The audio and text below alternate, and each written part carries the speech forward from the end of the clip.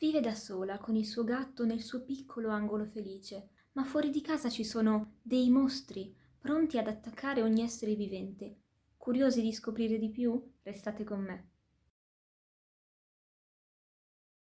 Ciao a tutti e benvenuti su Fiore di Ciliegio. Io sono Elisa e oggi sono qui per parlarvi di Kuro, quest'opera raccolta in un cofanetto che comprende 3 volumi, completa. L'opera è di Somato, lo stesso autore di Shadow House, ed è edita J-Pop, ma vedremo meglio l'edizione più avanti. Adesso veniamo al succo. Il manga prende il titolo dal nome del gatto della protagonista, che si chiama appunto Kuro. Infatti si tratta di un gatto nero, in giapponese Kuro significa nero. C'è stata solo una volta in cui Kuro è scappato di casa, tanto tempo fa. Alla fine è riuscito a tornare da solo, ma mi chiedo se il Kuro di adesso non sia un gatto diverso da quello che è scappato. Non può essere, vero? Protagonista della storia è Coco, una bambina che, malgrado la giovane età, vive da sola in questa grande villa. Con lei c'è soltanto Kuro, il suo gatto nero dall'aspetto decisamente atipico. Lei però non sembra farci caso, malgrado le stranezze del gatto. Gli abitanti del villaggio sembrano sapere qualcosa in più su di lui e sulla bambina, ma non ci svelano niente. I personaggi della storia sono pochi, li conosciamo subito e sono raffigurati all'inizio dei singoli volumi. Ci sono delle altre bambine, il medico, la maestra, ma i genitori di Coco dove sono?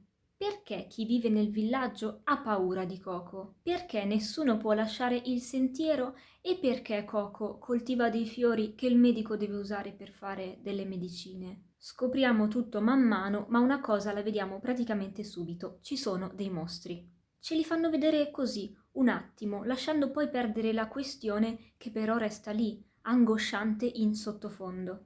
In sottofondo perché i protagonisti indiscussi sono Coco e Kuro, i giochi che fanno, le stranezze del gatto e la loro dolce quotidianità. Si tratta di uno slice of life, ma come avrete capito è molto particolare.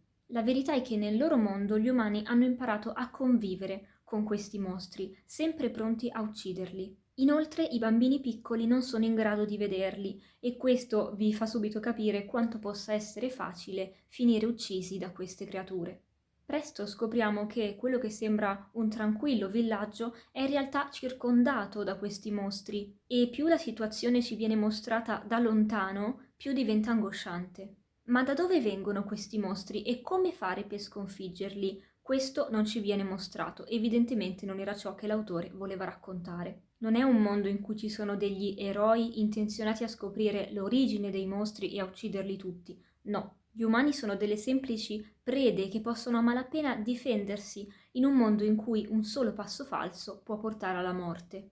Non sapere niente di più sembra uno spreco di un mondo costruito per essere così interessante e questa è l'unica critica che faccio all'opera. Per il resto l'atmosfera angosciante di tutto il contesto è proprio ben riuscita. Ma noi seguiamo le avventure quotidiane di Coco, i giochi con Kuro, con le amiche, mentre pian piano scopriamo dettagli in più sul suo passato, sul villaggio e sui mostri. Le vicende vissute dalla bambina si alternano con le fantasie che narra, che hanno come protagonisti lei e il gatto, ma ci sono anche i sogni. Se non gradite lo splatter, sappiate che c'è del sangue soltanto in uno di questi sogni, se non contiamo quello nero dei mostri che vediamo più spesso.